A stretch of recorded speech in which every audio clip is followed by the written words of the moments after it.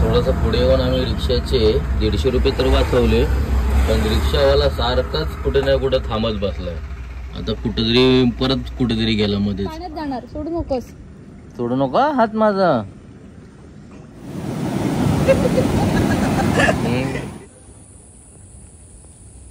चल तर रूम मध्ये जाऊन थोडं फ्रेश होतो.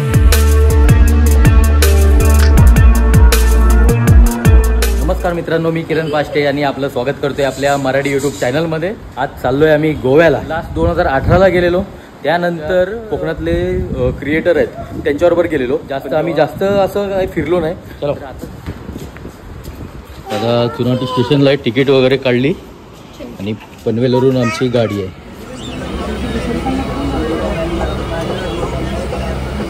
रात्री 11 वाजता पण एवढी गर्दी आहे आणि त्याच्या मम्मी पप्पांसाठी जागा कशी पकडून ठेवली.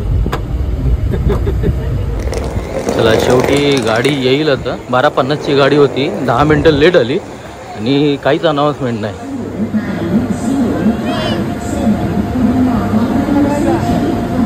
चप्पल बॅग हाय का सोबत, तू कशाला टेन्शन घेते. असंच फोटो लावते.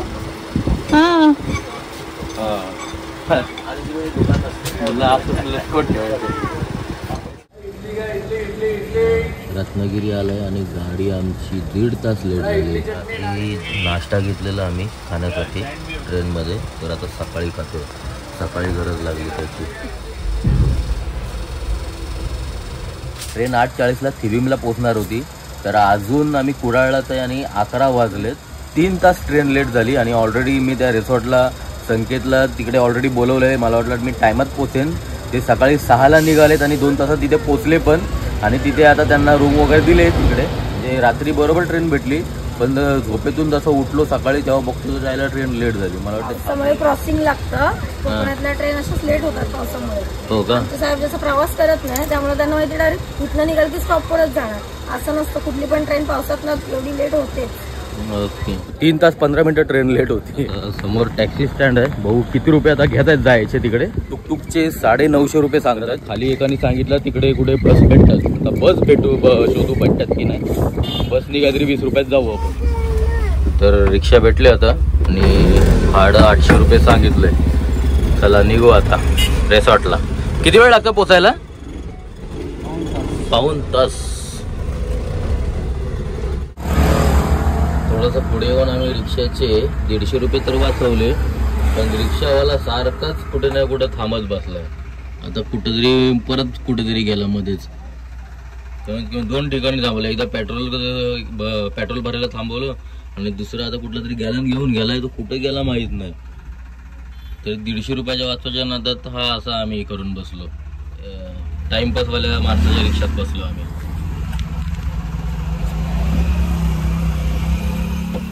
काय आणायला गेलेलो? चला आता कुठं थांबवू नका.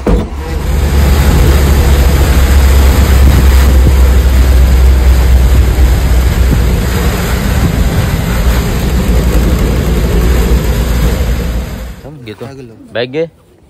चला एवढा खडतर प्रवास करून इथपर्यंत आता पोहोचलो आम्ही. आलात तर ह्या रिक्षाने कधी येऊ नका. रिक्षावाला लय आळशी होता, इकडं तिकडं मध्येच थांबवत होता, टाइमपास केला आपलं. या रिसॉर्टला आपण थांबलेलो आहे. तर आता रिसॉर्टचा व्ह्यू बघू आतमध्ये. सकाळी मी 10 पर्यंत इथे पोहोचणार होतो, तर आता 1:45ला इथे पोहोचलोय. म्हणजे एवढा लेट झालंय आणि अर्धा दिवस याच्यामध्येच गेला. आता हे बघू काय फिरायला मिळतंय वगैरे इकडे. चला. आणि सगळ्यात भारी म्हणजे हे इकडे आता थोड्या वेळात येऊ आपण. हो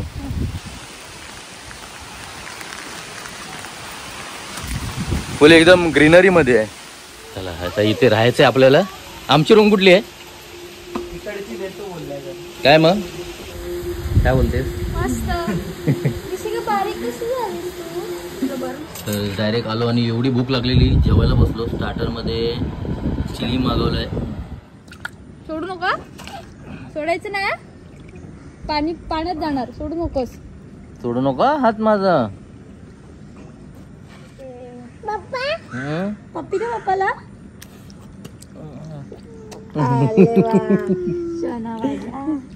हुशार झाला.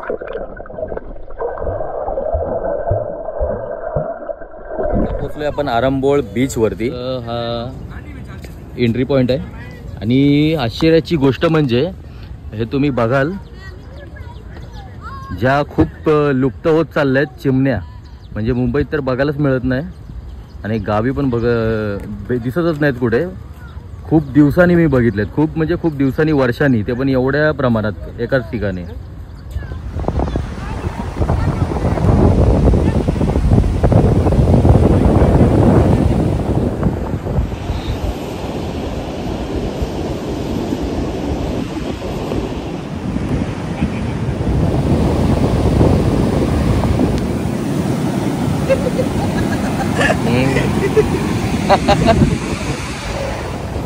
अच्छाच काय दोन द्या.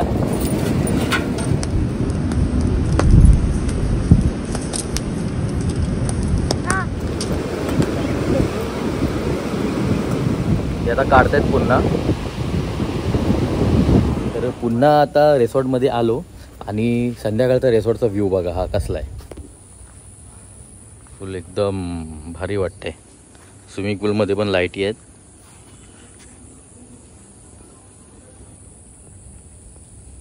तर रूममध्ये जाऊन थोडं फ्रेश होतो आणि मग थोड्या वेळाने पुन्हा डुबकी मारायला.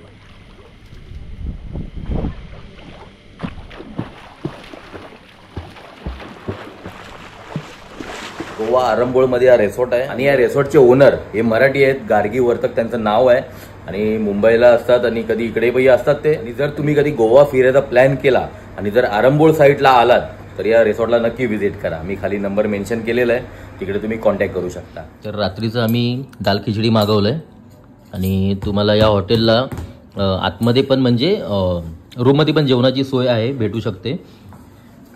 चला द्या.